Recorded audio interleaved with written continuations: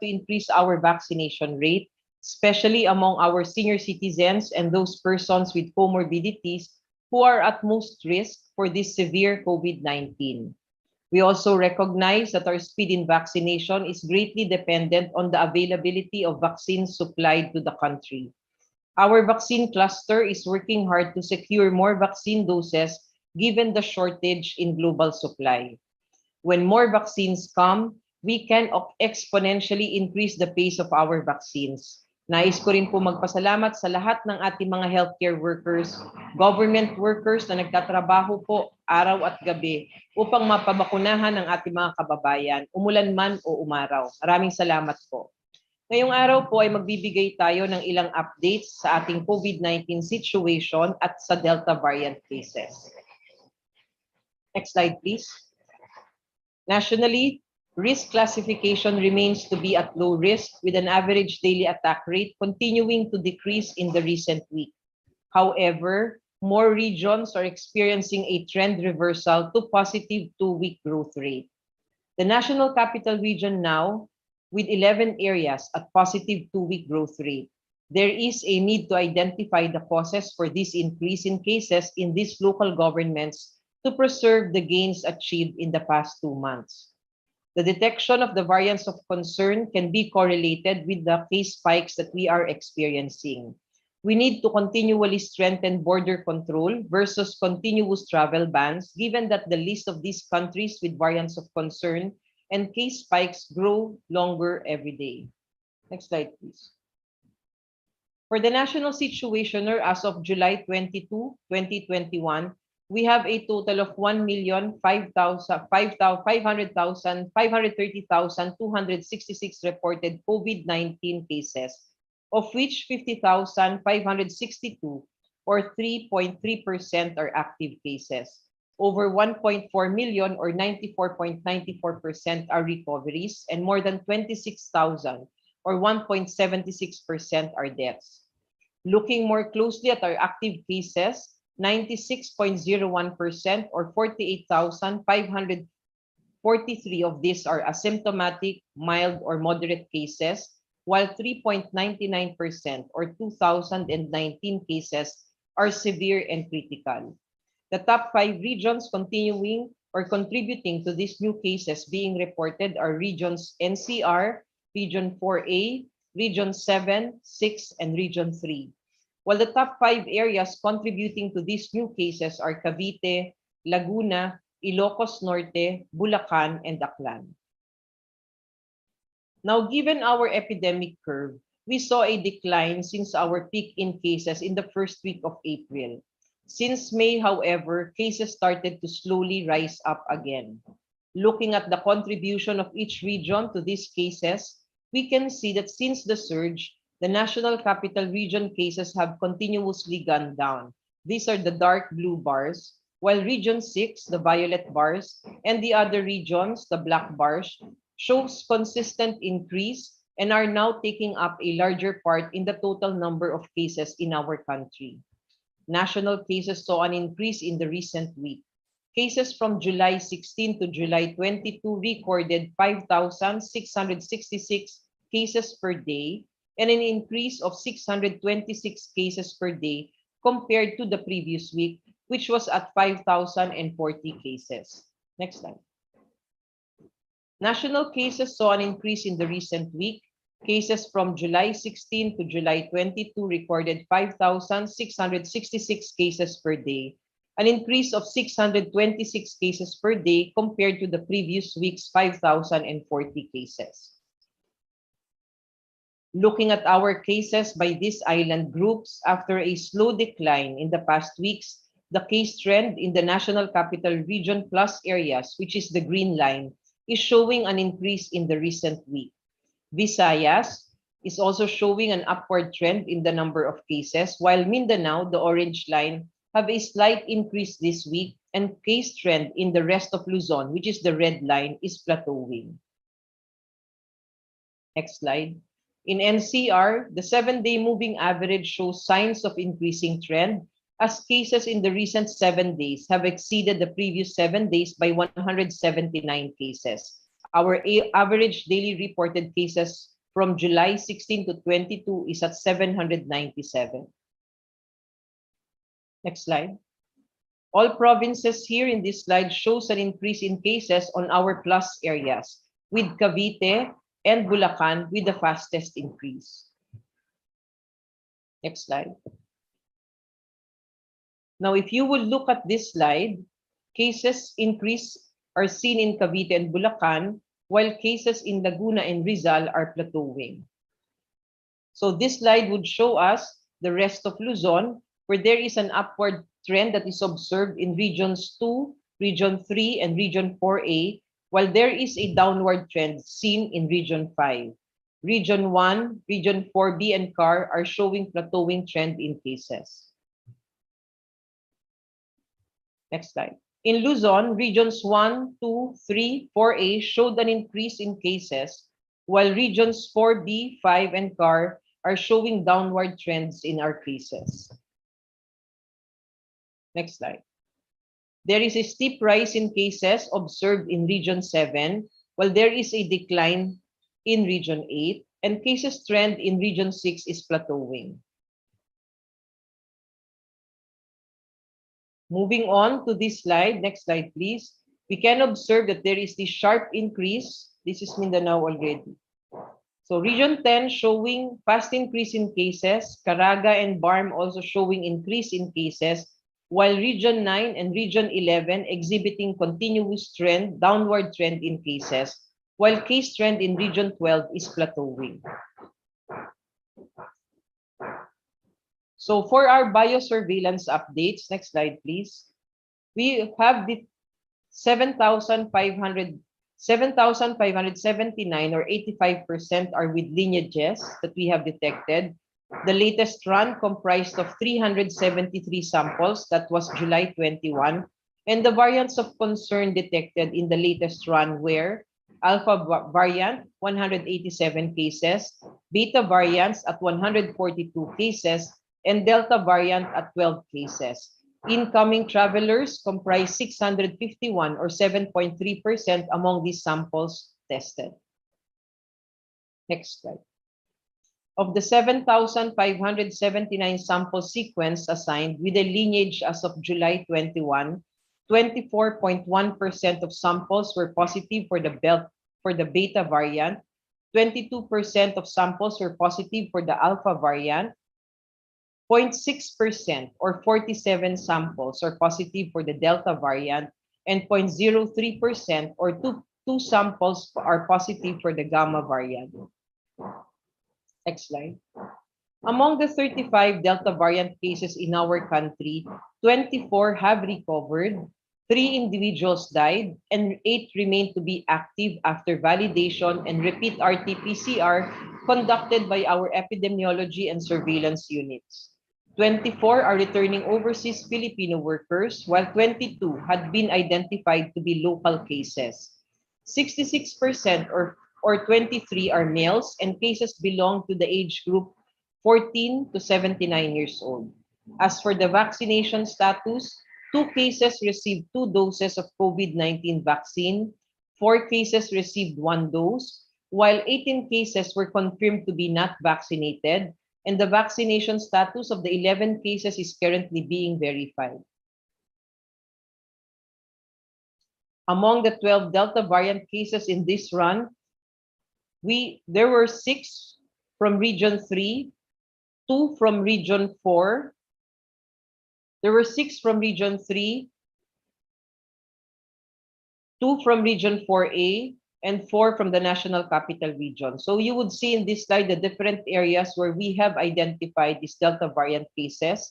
There were 6 in Bataan, 2 in Laguna, 1 in Manila, 2 in Pasig City, and 1 in Taguig City.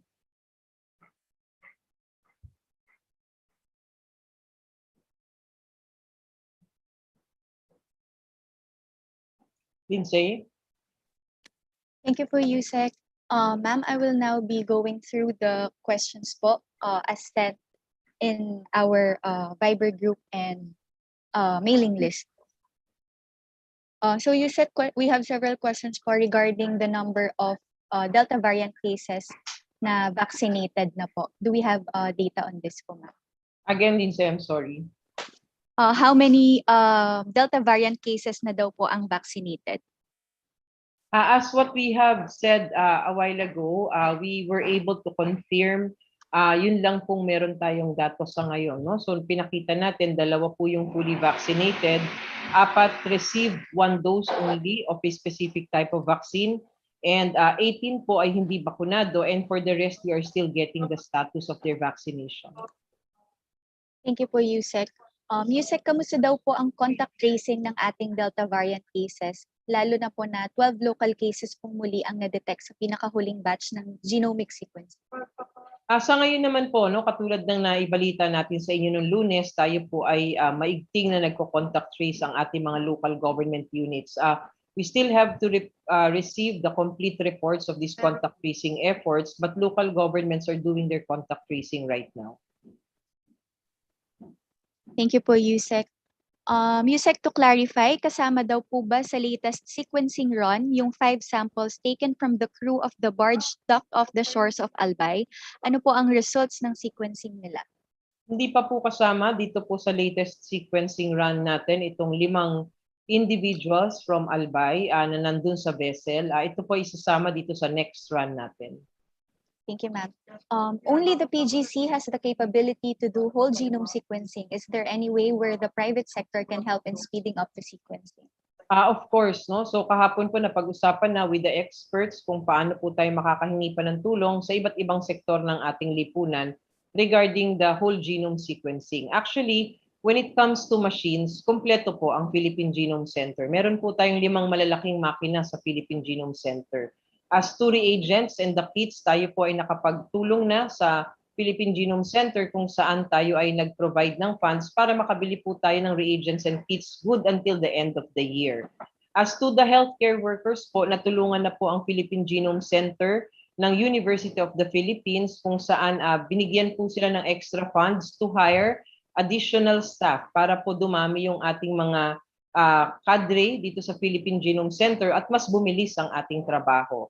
As to the machines naman po for extraction, katulad ng sabi natin, ito po yung nakapagbigay tayo ng pondo sa Philippine Genome Center. But of course, the procurement will take time kasi may proseso pa rin po. Kaya ito po siguro ang hihingi natin ng tulong sa ating mga private sector counterparts. These extraction machines, kung merong maipapahiram o di kaya ay maidodonate sa Philippine Genome Center, para po bumilis-bilis po ang ating proseso, makapagdoble po tayo ng outputs for whole genome sequencing. Thank you po, Yusek. From Claudette Siriaco, hospitalization rate in other countries like the UK indicated that Delta variant causes a more severe course of illness rather than a milder one. How prepared is our healthcare system now? Claudette, itong nakita mong datos, no, may nakikita rin kasi tayong datos na bagamat tumataas sa mga kaso sa UK, nakikita natin na mas bumababa naman ang hospitalization because most of them are vaccinated already. Pinag-aaralan pa rin po ngayon ng mga eksperto across the globe kung merong talagang factor ang Delta variant sa paghaba ng pagkaka-ospital o mas severe na infection ng isang individual with a Delta variant. As to how we are preparing for this, katulad ng sinasabi namin, kami po ay we are hammering down on our hospitals and local government units para po tayo ay makapagdagdag ng extra ICU beds. Tayo po ay nag-pre-position na ng mga logistical supplies and equipments katulad po ng mechanical ventilators, high flow nasal cannula.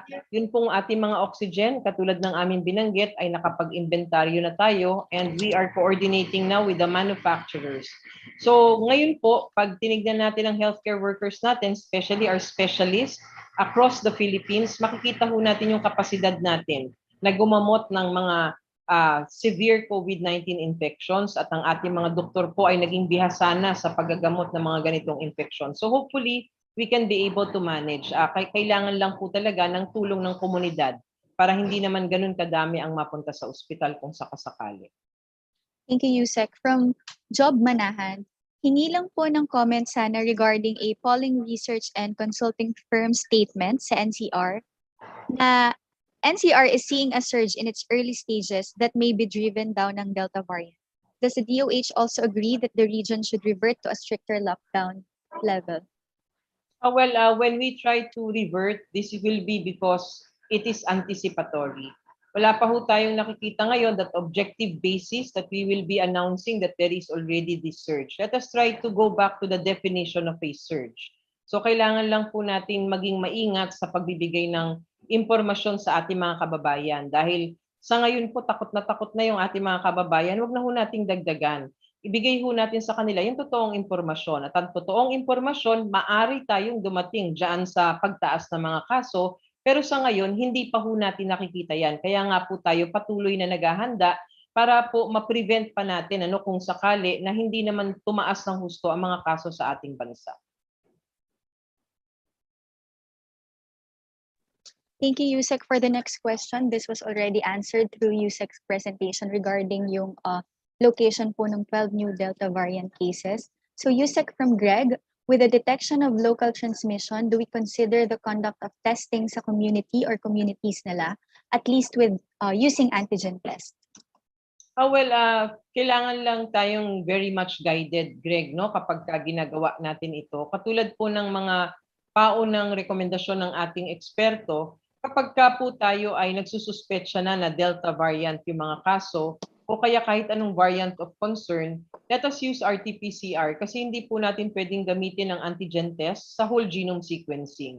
Now, when we do our house-to-house case finding, kung saan mas pinag-iigting natin ang pag-detect ng mga taong na-expose o di kaya ay may simptomas na, maaari naman pong gamitin pa rin ang antigen test, especially for those areas na mataas po yung mga pinapakitang kaso ngayon. But again, let me just emphasize, kapag talagang highly suspicious po tayo of these variants of concern, it would be more better kung RT-PCR ang gagamitin para ma-subject natin sa whole genome sequencing. Thank you po, Yusek. From Claudette Siriaco, she's seeking clarification po.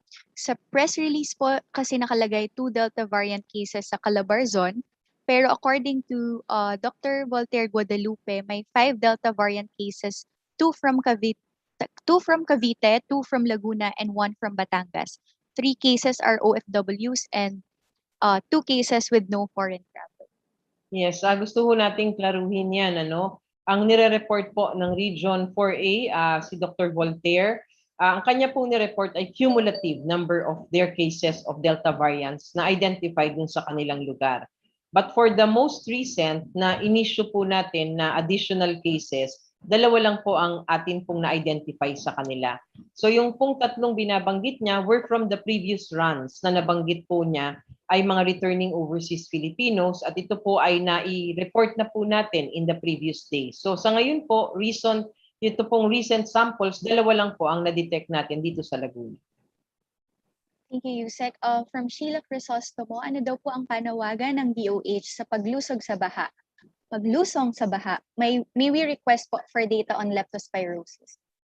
Yes, no. So Sheila, sa ngayon, no, salamat sa pagbibigay mo ng ganyang question because we'd like to remind lahat po ng ating mga kababayan na nandito na naman po ang tag-ulan, nandito na po ang mga pagbaha. Kailangan po tayo maging mas maingat, lalong-lalo na kung tayo ay lumulusong sa baha. Alam po natin ang sakit na leptospirosis ay maaari natin makuha kung tayo po ay may mga galos, may mga cuts sa skin o may sugat sa paa, at kapag tayo ay lumusong, maaari po tayong ma-infect nitong leptospirosis. Sa ngayon po, there is a cumulative total of 589 leptospirosis cases that were reported from January 1 to June 19, 2021. This is 13% higher compared to the 520 reported leptospirosis cases of the same time period in 2020. Ang case fatality rate po ng 2021 of this same time period is 11.4%, which is 1.6 higher than in 2020 at 9.8%. The highest leptospirosis incidence rate was noted in the CAR region with 1.49, followed by Region 6 at 1.34 and Region 2 at 1.33 per 100,000 population. So kami po uli ay nananawagan sa ating mga kababayan, tayo po ay mag-iingat kapag tayo ay lumulusong sa baha. Kailangan po natin magsuot ng mga protective gear. Kung talagang hindi maiiwasang lumusog, magbota po tayo Tayo po ay laging maglilinis ng paa pagkatapos tayo ay lumusong, ugasan ng sabon at saka ng tubig. And kailangan po, linisin po natin yung kapaligiran natin. Nakukuha po natin ng leptospirosis dahil po sa mga ihi ng mga hayop at napupunta po dito sa mga gutter natin at tubig. So itapon maigi ang mga basura, linisin ang environment, tanggalin po natin yung mga nakabara dun sa mga gutter natin para hindi rin po nag-iipon ang tubig dyan sa ating lugar. Aside from leptospirosis, when there is this, because of the rainy season, no, maaari din po tayo makakuha ng dengue kung meron pong mga tubig na nanatili na stagnant dyan po sa ating mga lugar. Thank you po, Yusek. From Greg Gregorio, may we get DOH reaction on the recent Facebook post of PGH spokesperson Dr. Jonas saying that the number of COVID-19 infection among vaccinated healthcare workers in PGH has decreased based on their May to June 2020 and May to June 2021 data? Yes, we agree with that. No? So we're getting this kind of reports also from our other hospitals kung saan bumaba na po ang mga kaso na nagkakasakit na healthcare workers ngayon dahil most of them are fully vaccinated already. So dito pa lang po sa mga ganitong anecdotal reports and evidences, we can say that vaccines really work. So magpabakuna na po tayo lahat para tayo lahat ay protektado. Thank you po, Yusek. From JC Cosico, are we seeing a downward trend in the number of cases or hospitalization and deaths nang simulan po ng government ang COVID-19 vaccination program? Do you have data po on this? Meron po tayong mga pagbaba ng mga kaso ng pagkakamatay, no? All over the Philippines and even in the different regions, no, specific. Pero hindi pa rin ho natin ma-attribute ito sa pagbabakuna lang, no? There are a lot of factors that can contribute to this. So pinag-aaralan po natin mabuti yan at tayo po ay magbibigay ng impormasyon kapag nabuo na po natin yung mga ginagawa nating mga mini-study para dito sa bakuna. Thank you, Yusek. Yusek, I will now be reading the questions po sent through Viber. From Caroline Bongkin po, hindi daw po na-inform yung Kalamba na merong Delta variant sa kanila. Sa Manila naman po, sabi 3 weeks bago na-inform na may Delta variant. Yusek, can we explain lang po yung process from yung testing to genomic surveillance po hanggang makarating po yung results sa mga local government units? If we can clarify that po. Yes, no? So unang-una, Caroline, no, ang ating proseso, kapag po ang ating local governments are already guided on how they will be selecting samples to be sent to the Philippine Genome Center. So halimbawa po sa isang lugar, nakakita sila ng pagtaas ng kaso or clustering of cases, or sa ospital nila, nakakita sila ng kakaibang presentasyon ng mga simptomas. Ito po ay pinipili nila para maisama sa sampling na binibigay sa Philippine Genome Center. So that's the first step. Doon pa lang, alam na ng local government na nagpadala sila ng ganitong sample sa ating Philippine Genome Center. Pangalawa, kapag dating sa Philippine Genome Center at naproseso na at inilabas na ang resulta, ang unang-unang ginagawa po ng aming team dito sa DOH ay tawagan itong mga local governments kasi kailangan po namin ng additional details para po makumpleto namin yung mga detalye nitong mga nag-positive sa variants of concern. So there is already coordination at that point in time. Now, we coordinate with our epidemiology and surveillance units, and we recognize also the call of our city officials or public officials, local officials na nai-inform po sila. And we do that through our epidemiology and surveillance units. So nakapagsasabi tayo. Na ngayon, ang punto naman po natin kung bakit po tayo ay nag-aanunsyo at may specific po tayo na areas after we have informed the local governments is for us to inform the public as well. Hindi po para takutin, kung hindi para po sila ay magkaroon ng awareness at para po sila ay mas mag-ingat because the variants of concern are being detected in their localities. Thank you po, ma'am. Ma'am, from Caroline po ulit, are we still able to contain the local transmission of Delta variant before it progresses to community transmission?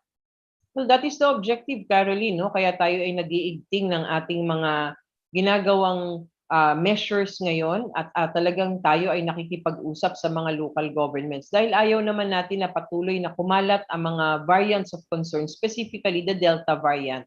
So tayo po ngayon ay trying to implement, no, all of these strategies, this four-door policy kung saan from the borders hanggang sa komunidad ay atin pong binabantayan maigi para ma-control man lang natin ito or ma-mitigate natin yung mga epekto na ibibigay sa atin itong Delta variant na to. So hopefully we can be able to manage and control the spread and not into community transmission. Thank you po, Yusek. Yusek, from Patricia Denise Chu, for the 12 data cases recently identified, will any of them be retested to verify if recovered na po talaga or if baka may active cases ulit like the last time? Have these cases been asked to isolate again? Tama yan, Patricia, no? That's our protocol actually. When we detect this variant, ang ginagawa po natin, binabalikan po natin yung mga individuals that were identified to have this Delta variant. At atin po silang nire-retest and then we quarantine them until we can get the results. Kapag ka po sila in the previous na yung sa RT-PCR positive ay nakakompleto na ng 14 days ng kanilang isolation, pagkatapos nung ni-retest natin sila, negative sila, maaari po namin silang ibalik sa kanilang bahay pero with close monitoring ng local government.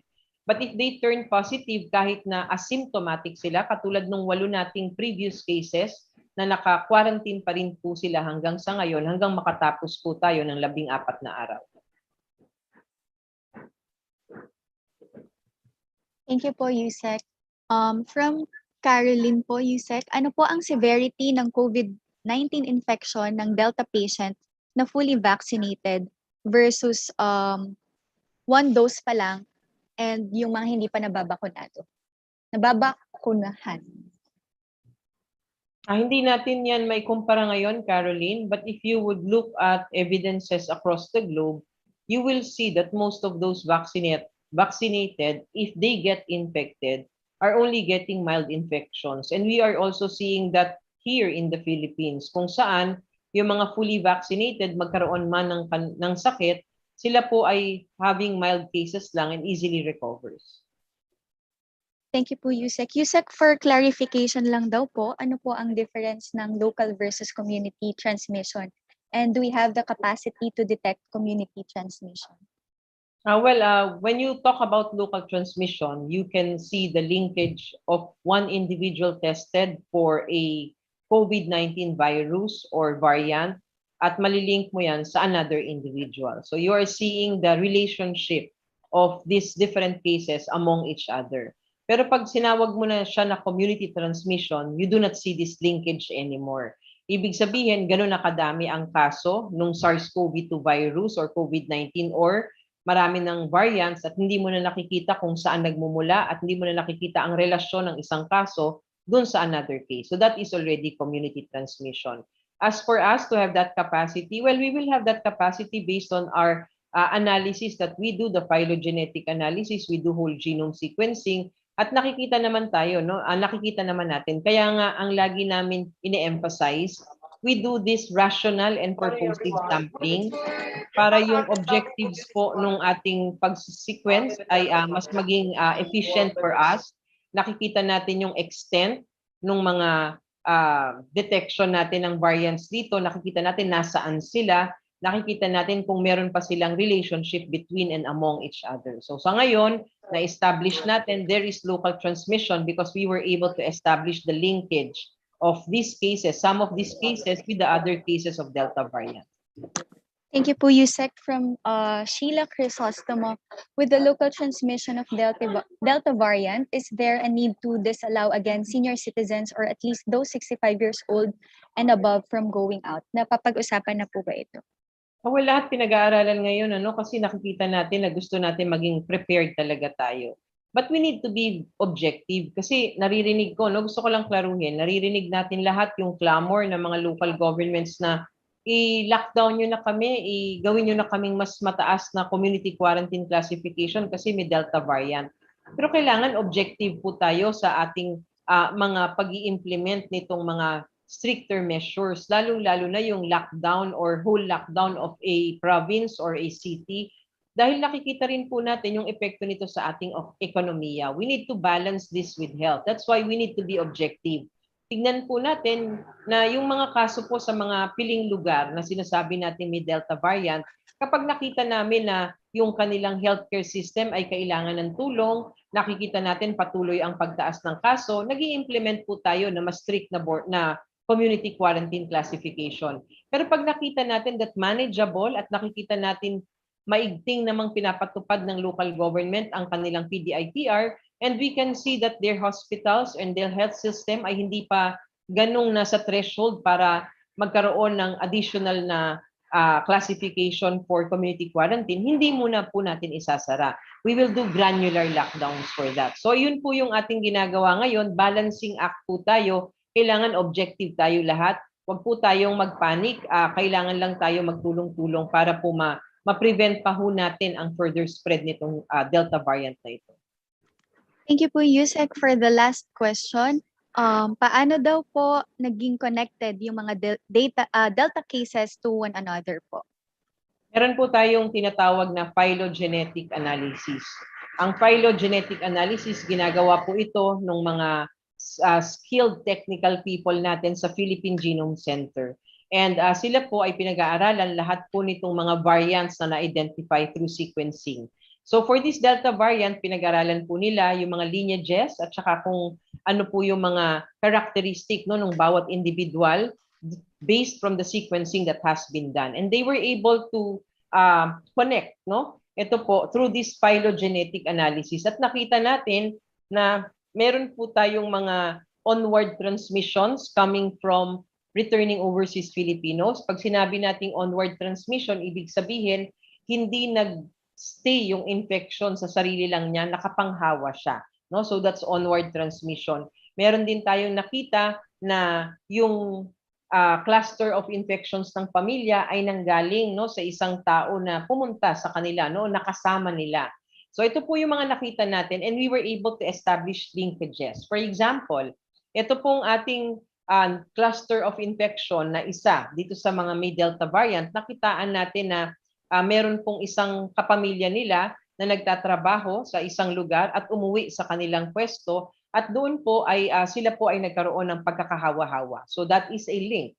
Nagkaroon din po tayo ng isang returning overseas Filipino na umuwi dito dahil namatay ang kanyang nanay. And pagkatapos po noon, yung nanay niya, best friend po yung asawa nung nagkaroon naman ng sakit doon sa isang lugar dito sa ating bansa. At nung umattend ng wake po yung asawa nung nagkasakit, doon po nag-umpisa uli ang cluster of infection dito sa lugar na to. So we are seeing through phylogenetic analysis the narrative kung bakit nagkakahawa-hawa ang mga tao, at nakita po natin dyan at na-establish natin na meron na tayong identified na linkage between and among these cases that we have for Delta variant. Kaya po tayo ay nakapag-anunsyo na that there is local transmission. Thank you very much po, Yusek. Yusek, last na po talaga. I think the team is verifying this also. If we can verify daw po, kasi PMA said during a hearing na may lambda na daw po na-detect in the country sa Mindanao. Can the DOH confirm this po? Wala pa po, no? So kung ano man po ang ating na i-announce at nasi-sequence, ang first-hand information po ay DOH, kami po. So sa ngayon, until now, with all of these sequences that we have done, we have not detected the lambda variant yet. Ang Philippine Genome Center lang po nakakapag-test ng whole genome sequencing dito sa ating bansa. So ang information should be, at pagkakatiwalaan dapat ang impormasyon na galing sa Philippine Genome Center at saka sa DOH, dahil kami po ang may hawak ng mga datos na ito. Wala pa ho tayong lambda variant na nadidetect dito sa ating bansa. Thank you po, Yusek. Yusek, last na po talaga, baka daw po pwede natin i-clarify kung saan daw po natin nakita yung mga local transmission po. Well, we are seeing na linkage na dito sa mga Delta variant cases na na-identify natin. Nakita na po natin yung cluster of infection sa Northern Mindanao, na nakita ho natin na ito ay family cluster, yung sinasabi natin kanina. Nakita rin po natin na meron din cluster of infection dito po sa Antique. So nakikita na ho natin isa-isa itong linkage ng mga kasong ito, at patuloy nating pag-aaralan lahat ito para makita ho natin yung linkage at relasyon ng isang kaso sa isang kaso, so that we can be able to further improve yung mga strategies na pinapatupad natin so that there won't be breaches at ma-manage pa ho natin at makontrol ang further spread of this infection. Thank you very much po, Yusek. Before we end our media forum, meron po ba tayong final message to our media partners and of course to our viewers? Yes, no? So unang-una gusto uli natin magpasalamat sa ating mga media partners. Alam po namin nakatulong namin kayo sa paghatid sa ating publiko ng tama na impormasyon dahil napaka-importante po ng wastong impormasyon ngayon mga panahong ito dahil alam po natin na marami sa ating mga kababayan ang natatakot, nagpapanik dahil sa Delta variant. Gusto ko lang hong ipahatid sa ating mga kababayan, hindi kailangan magpanik. Kailangan lang po focus tayo, kailangan always aware tayo, kailangan tumutupad po tayo dun sa mga sinasabi nating safety protocols. Lagi po tayo mag-mask. Huwag po natin ilalagay ang ating mask sa baba. Wala po yan maibibigay na protection sa atin. Lagi po tayo mag-face shield. Kahit nasa loob tayo ng simbahan, isuot po natin ang face shield na yan. Napaka-importante, bibigyan kayo ng protection na yan. Huwag po tayong pupunta sa matataong lugar. Kung nakikita ng mataong lugar, huwag na muna po natin ituloy ang ating lakad. At lagi niyo pong sisiguraduhin na kapag kayo ay pumunta sa isang lugar, it is well ventilated. Alalahanin po natin ang Delta variant ay mabilis na makapanghawa. In a fleet of a second, maari po kayong mahawa, kaya dapat doble ingat po tayo lahat. Lagi rin naalalahanin, mag-uugas lagi ng kamay.